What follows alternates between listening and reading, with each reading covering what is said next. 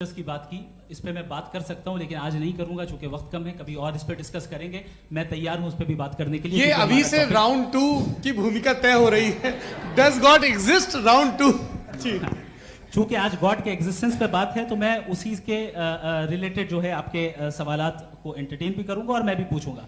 आपने कहा कि आपने साबित ही नहीं किया, जबकि आर्ग्यूमेंट ऑफ कॉन्टिजेंसी बुनियादी आर्ग्यूमेंट है। आप मुझे कॉन्टिजेंसी का मतलब बताइए, आपका मतलब क्या कॉन्टिजेंसी?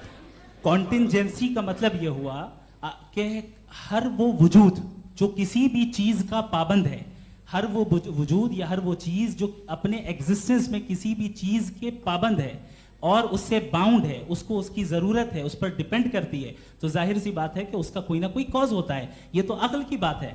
ये आप रीजनिंग की बात करते हैं, मैं वही कर रहा हूं। दूसरी चीज आपने ये बात कही कि इतने बिलियन लाइट ईयर्स दूर है, उसका मेरा क्या लेना देना। फिर मेरे ख्याल से आपको ये नहीं कहना चाहिए I think therefore I am an atheist. आपको सोचना चाहिए। सिर्फ आप एक लिमिटेड दायरे में रहकर नहीं सोचें, बल्कि बाहर निकलकर सोचें। आपने तीसरा सवाल किया, आपने दो तीन सवाल एक साथ। ऐसी बातें ना कीजिए, कुछ लोगों को इतराज हो जाएगा आप पे कि आप कुछ भी सोचिए। ये इजाजत आपको है नहीं, मुझे है।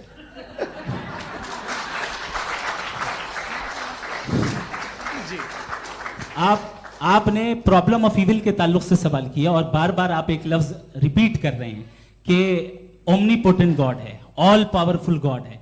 यही तो दरअसल समझना है कि गॉड का कॉन्सेप्ट क्या है। प्रॉब्लम ऑफ इविल जो है, प्रॉब्लम ऑफ इविल दर हकीकत दो असम्पशंस पर कायम है।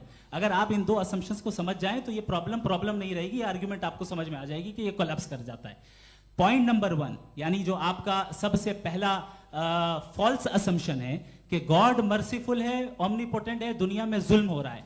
लेकिन आपको यह समझना चाहिए कि हमारे वर्ल्ड व्यू के मुताबिक गॉड सिर्फ ओमनीपोटेंट और सिर्फ मर्सीफुल नहीं है, बल्कि वो ऑल वाइज भी है और वो ऑल नोइंग भी है। उसके हर काम के पीछे हिकमत और विजडम है। ये कोई जरूरी नहीं है कि वो हिकमत और विजडम आपको समझ में आए या मुझे समझ में आए। अगर आप जो समझ रहे हैं उसके मुताबिक आप फैसला कर रहे हैं, ये लिमिटेड पर्सपेक्टिव से आर्ग्यूमेंट है। और इस चीज को हम अपनी दुनिया में, अपने लाइफ में, डेली लाइफ में इस प्रिंसिपल को एक्सेप्ट करते हैं। हम जब किसी डॉक्टर के पास जाते हैं, डॉक्टर के पास जाकर वो अगर उसने हमें कोई दवाई दी है तो हम ये तो नहीं कहते कि जब तक आपके पास जितना नॉलेज और जितना विजडम नहीं है, आपने क्यों ये दवाई दी है, तब तक हम इस चीज को एक्सेप्ट नहीं करेंगे।